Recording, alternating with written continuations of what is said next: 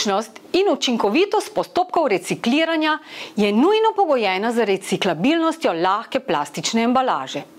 Če je lahka plastična embalaža sestavljena iz različnih tipov materialov, je težko reciklabilna, saj lahko recikliramo samo sortno homogene materiale. Za preverjanje reciklabilnosti embalaže obstojajo različne mednarodno priznane metodologije. Ena takšnih je tudi Made for Recycling metodologija, ki vrednoti reciklate na 3 ravneh. Na prvi ravni se vrednoti, ali je potrošnik sposoben razvrščati embalažo po predvidenem sistemu za zbiranje.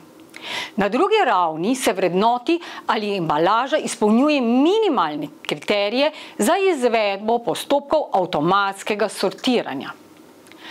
Na tretji ravni poteka preverjanje in ocenjevanje primernosti za tako imenovano mehansko recikliranje embalaže. Da bi zagotovili čim večjo stopnjo ponovne uporabe in recikliranje plastične embalaže, novela nemške zakonodaje zahteva od dajalcev embalaže na trg tudi izkazovanje možnosti recikliranja.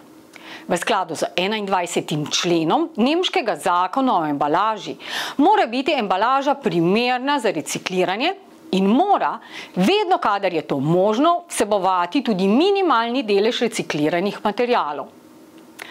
Nastopil je čas, da tudi v Sloveniji sledimo tem trendom pri snovanju embalaže in zagotovimo njeno reciklabilnost.